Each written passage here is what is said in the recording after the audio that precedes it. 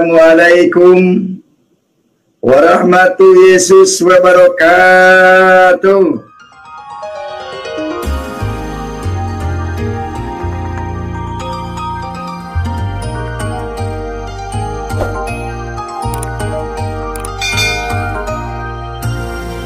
Assalamualaikum warahmatullahi wabarakatuh.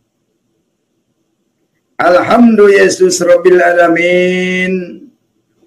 Segala puji dinaikkan kehadirat Tuhan Yesus Bapa di surga. Tentu orang yang disertai jin. Siapa yang disertai jin? Menurut Quran surat 72 ayat 19, namanya Muhammad. Muhammad ini dekat dengan jin. Muhammad ini dikerumuni jin. Muhammad ini tidak ada ayatnya dekat dengan Allah. Saudara yang punya pikiran, yang cerdas, mau ikut jin atau ikut Allah? Negara kita negara hukum. Siapa melanggar hukum harus dihukum. Kalau melanggar agama, negara kita bukan negara agama. Baik, tema kali ini adalah Muhammad Kece dikecam oleh MUI. Kenapa MUI sampai mengecam? Gara-gara membuka ayat surat 72 Al-Jin ayat 19. Saya bentangkan ayatnya ini.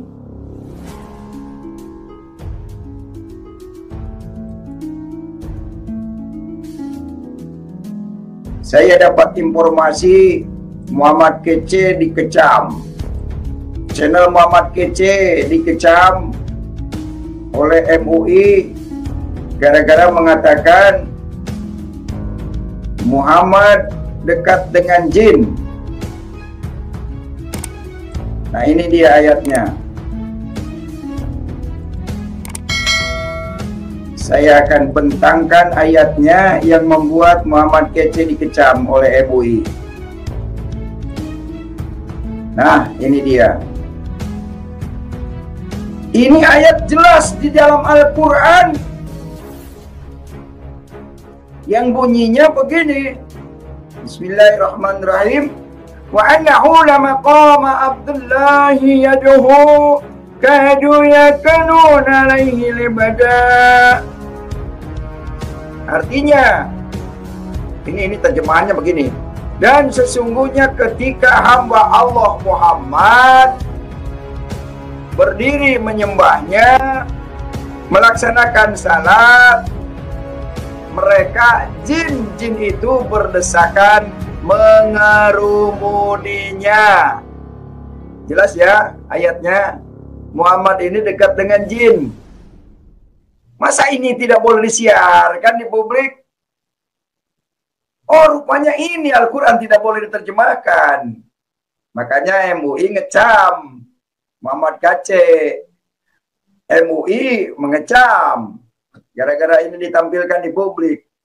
Katanya Al-Quran untuk semua manusia. Kenapa ditampilkan, disiarkan Muhammad dekat dengan jin gak terima? Lalu saya bertanyakan, di mana ayatnya Muhammad dekat dengan Allah? Gak bisa jawab, lapor polisi. Saya dapat sumber dari Detikom. Terima kasih Detikom sudah memberikan informasi. Baik, kita ngobrol-ngobrol, bincang-bincang lah dengan Pak Wahyu Ilahi. Shalom Pak Wahyu, salam sadar. Shalom, salam sadar Pak Kece. Salam sadar. Ini MUI katanya mengecam Muhammad Kece menurut berita di Detikom. Jadi gara-gara menyampaikan Muhammad dekat dengan jin. Ya ini memang ayatnya ini jelas.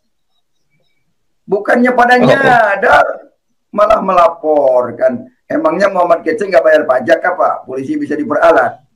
Saya bayar pajak loh ke negara untuk bayar aparatur sipil negara, untuk membayar para polisi TNI, Ya polisi dan TNI harus dilindungi saya ini, menyampaikan kebenaran kok dikecam-kecam. Ini sama penjajah ini. Oke, tanggapannya Pak Wajila gimana dengan pelaporan Muhammad Kece nih? Ya sebenarnya begini Pak Kacik ya, kalau kita komitmen pada sebuah ajaran, pada sebuah kitab, kalau kitab itu dikatakan untuk semua manusia, rahmatan, kan begitu. Ya tentunya kan boleh dong, dan sekarang kan juga tidak seperti zaman Bahlak lagi, sekarang kan sudah zaman era terbuka. Ya boleh dong Pak Kacik membaca, setiap orang membaca, karena ini kan ditampilkan, ada di YouTube, ada di blog-blog Muslim. Iya, betul. Jadi ya hak kita, karena memang Al-Quran ini kalau mereka percaya kepada Tuhannya, kepada Allah, tentunya kan Quran ini bukan untuk MUI saja, untuk semua orang, kan begitu. Iya toh? Lah kalau untuk semua orang, ketika orang membaca, orang menyampaikan, ya itu kan udah tidak bisa dihai kepada seseorang. Alkitab, Injil, ya toh, Al-Quran atau kitab yang lain itu yang sudah ditaruh di blog-blog situs-situs yang ada, itu milik semua umat. Karena firman itu kan bukan milik kelompok tertentu, tidak, tapi semua umat. Tinggal umat itu mau percaya yang mana, ajaran mana yang sesuai dengan hati nurani, sesuai dengan kebenaran, sesuai dengan fakta, kan gitu, fakta sejarah, fakta yang terjadi, kan begitu Pak Kacik? Benar. Nah, tidak boleh, ya toh, tidak boleh. Terus kemudian itu diklaim, oh itu milik saya, itu milik umat tertentu, tidak, ya. Menjadi milik umat itu artinya begini, menjadi keyakinan Pak Kacik, menjadi jalannya, pilihannya. Nah itu menjadi milik pribadinya dia. Nah ketika menjadi milik pribadi, contohnya seperti ini Pak Kacik. Saya seneng mobil itu warna hitam Pak Kacik, iya toh. Nah saya belilah mobil hitam, tetapi tetangga saya atau teman saya mengatakan, kenapa kamu nggak pilih mobil putih? Ya toh, lah itu hak saya, udah keyakinan saya senang hitam. Kalau kamu senang putih ya silahkan, kan begitu. Nah ini ilustrasi yang sederhana saja. Demikian juga ketika agama, ya, ketika ajaran Al-Quran ini sudah dibuka, orang semua membaca, silahkan. Ketika orang itu yakin kepada Al-Quran, ya silahkan. Itu haknya dia, kan gitu. Tetapi ajaran-ajaran itu yang tertulis di situ kita bacakan. Pak Kacik kan membacakan ini tidak menafsir ya Pak ya? Oh iya. Nah, Pak Kacik membacakan, Pak Kacik memberitahu, loh kok ada yang seperti ini aneh ini, kan begitu. Ya toh, itulah hak kritis seseorang, karena memang manusia diberi kecerdasan. Bedanya manusia dengan hewan, kita memiliki akal pikiran, akal budi, punya nalar, daya nalar. Ini masuk akal, relevan atau tidak, kan begitu Pak Kacik. Makanya orang tidak bisa mengklaim. Sekarang begini, Alkitab sendiri dibaca oleh teman-teman kita, debater-debater Muslim, bebas dia mau apa, membaca, membuka, ya toh bebas. Tetapi ketika dia belum memahami ayat-ayat itu, ketika dia bacakan, kita memberi hak jawab, ya itu kan mari kita berdialog di situ. Jadi bukan lagi menjadi milik privat Pak Kacik. Ketika sudah ditaruh di blog, di situs, semua orang bisa melihat, membaca, itu bukan lagi milik kelompok tertentu, termasuk Injil, ya, termasuk Alkitab Pak Kacik, ya. Keputusan orang itu mau mengambil, percaya kepada Injil atau Al-Quran, itu hak eksklusif, itu hak yang diberikan kepada kita. Kan di surat Al-Quran juga jelas mengatakan Allah memberi, akan menyesatkan orang yang dia kehendaki dan memberi jalan keselamatan atau seperti itu bagi yang Allah kehendaki, kan begitu. Jadi hak umumnya, hak eksklusifnya itu milik Tuhan, kan gitu loh.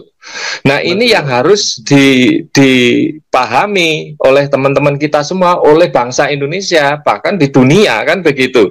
Makanya teman-teman yang ada di sana jangan kemudian memiliki dua pola. Kadang-kadang teman-teman itu hanya memiliki dua. Kalau tidak salah paham, mereka memahami paham yang salah kan gitu loh. Nah, pentingnya kita diskusikan itu supaya tidak memahami paham yang salah kan gitu. Ayo kita buka begitu Pak KC. Kita terbuka. Ayo ya diskusi. Ayo gitu loh. Apakah benar Nabi Muhammad itu bisa memberikan syafaat kan begitu? Ayo memberikan jalan masuk surga. Ayo kita buktikan.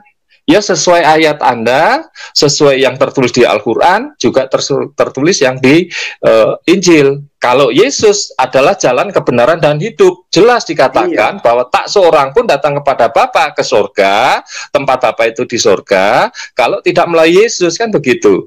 Nah, kalau memang Nabi Muhammad bisa membawa keselamatan, bisa bersyafaat untuk umatnya, buktikan, kan begitu. Kita bisa sama-sama belajar, kan, seperti di surat Al-Baqarah 272, surat Asy-Syura 3, surat Al-Qasas 56, surat Al-Ra'd 40, surat Ghasyiyah ya, Al-Ghasyiyah ya.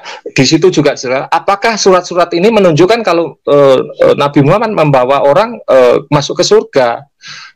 Ayo, yang berbicara adalah kitab itu masing-masing. Jadi tidak bisa Pak KC dilaporkan atau dituduh-tuduh itu karena itu sudah memilih umum, semua orang boleh. Iya toh, karena yang tahu, iya toh, yang tahu isi hati ini, yang tahu isi hati itu hanya Tuhan kan gitu loh. Benar. Ya, hanya Allah. Jadi orang itu tidak bisa menjudgment. Menurut saya seperti itu pendapat saya Pak KC. Karena ini era keterbukaan, orang mulai kritis, orang mulai cerdas, tidak lagi dibodoh-bodohi dengan cerita-cerita, dongeng-dongeng para guru-guru kita yang dahulu. Terima kasih Pak KC sementara itu. Iya.